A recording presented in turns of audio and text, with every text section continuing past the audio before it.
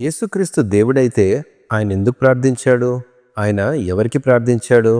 ఇది చాలామంది అడిగే ఒక సంకుచితమైన ప్రశ్న. కొంతమంది దీన్ని ఆధారంగా తీసుకొని యేసుక్రీస్తు దేవుడు కాదని కూడా చెబుతూ ఉంటారు. కానీ బైబిల్ నిజంగా ఏం బోధిస్తుంది? ఈ ప్రశ్నకు బైబిల్ నుండే సమాధానం చూద్దాం.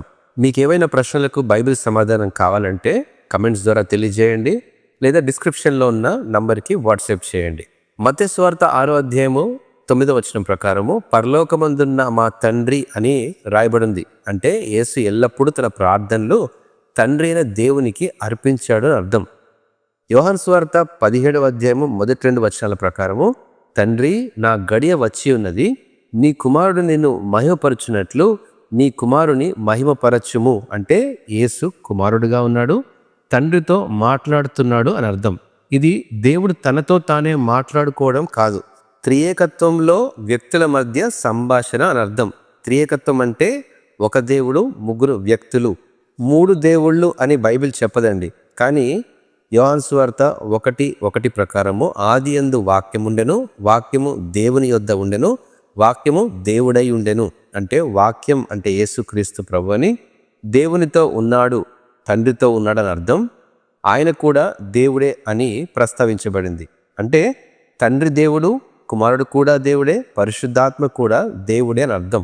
స్వభావంలో ఒకటిగా ఉన్న వ్యక్తిత్వంలో వేరువేరుగా ఉన్నారని గ్రహించగలం. త్రిత్వము గురించి మరిన్ని వివరాలు వేరే వీడియో ద్వారా నేను వివరించాను. డిస్క్రిప్షన్లో దాని లింక్ ఉంటుంది, మీరు గమనించగలరు. మరో ముఖ్యమైన విషయం ఏంటంటే ఫిలిప్పీయుల రాసిన పత్రిక 2వ అధ్యాయము 6-7 వచనాల ప్రకారము ఆయన దేవుని స్వరూపము కలిగిన వాడై ఉండి దేవునితో సమానముగా ఉండుట విడిచిపెట్టకూడని భాగ్యమని ఎంచుకోలేదు, కానీ మనుష్యుల పోలికగా పుట్టి దాసుని స్వరూపమును ధరించుకొని తన్ను తానే రిక్తునిగా చేసుకొనెను అని రాయబడింది. అంటే యేసుక్రీస్తు ప్రభువారు పూర్తిగా దేవుడని, అదే సమయంలో పూర్తిగా మానవుడిగా కూడా జీవించడం సంగతి మనం గ్రహించాలి. అంటే మానవుడిగా ఉన్నటువంటి యేసుక్రీస్తు ప్రభువారు తను జీవిస్తున్నప్పుడు ప్రార్థించాడు, విధేయత చూపించాడు, తండ్రిపై ఆధారపడ్డాడు. అందుకే హెబ్రీ 5:7 ప్రకారము శరీరధారి అయి ఉన్న దినములలో మహా రోదనముతోనూ కన్నీళ్లతోనూ తన్ను మరణము నుండి రక్షింపగలవానికి ప్రార్థనలను యాచనలను సమర్పించి భయభక్తులు కలిగి ఉన్నందున ఆయన అంగీకరింపబడెను అని రాయబడింది. అంతేకాదు యేసుక్రీస్తు ప్రభువారు శిలువ మీద ఉన్నప్పుడు మత్తయి సువార్త 27:46 వచనం ప్రకారము ఇంచుమించు 3 గంటలప్పుడు యేసు ఏలి ఏలి లామా సబక్తాని అని బిగ్గరగా కేక వేసెను. ఆ మాటకు నా దేవా నా దేవా నన్నెందుకు చేయి విడిచితివి అని అర్థం. అంటే ఈ మాటను బట్టి యేసు దేవుడు కాదని నిరూపించబడదు, ఆయన మన పాపాలను మోసుకుంటున్నాడని రుజువు చేస్తుంది. మనమందరము గొర్రెల వలె త్రోవ తప్పిపోతిమి, మనలో ప్రతివాడును తనకిష్టమైన త్రోవకు తొలగెను, యెహోవా మన అందరి దోషమును అతని మీద మోపెను.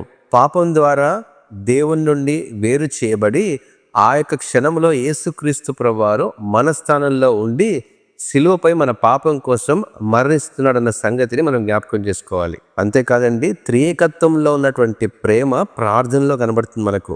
యేసుక్రీస్తు ప్రభువారి యొక్క ప్రార్థన అనేది బలహీనత కాదు, తక్కువతనం కాదు. అది తండ్రి కుమారుని యొక్క సంబంధాన్ని సూచిస్తుంది, త్రియేకత్వంలో ఉన్న ప్రేమను సూచిస్తుంది, మనకు ఆదర్శంగా నిలబడింది. ఈరోజు నీవు నేను ఏ రీతిగా జీవించాలో అటువంటి జీవితాన్ని యేసుక్రీస్తు ప్రభువారు జీవించి చూపించారన్న సంగతి మనకు రుజువు చేస్తుంది. యోహాను సువార్త 10:30 ప్రకారము నేనును తండ్రియు ఏకమై ఉన్నామని వారితో చెప్పిన మాట యేసుక్రీస్తు తండ్రి కూడా వారు దేవుడే అన్న సంగతిని ప్రస్తావిస్తుంది.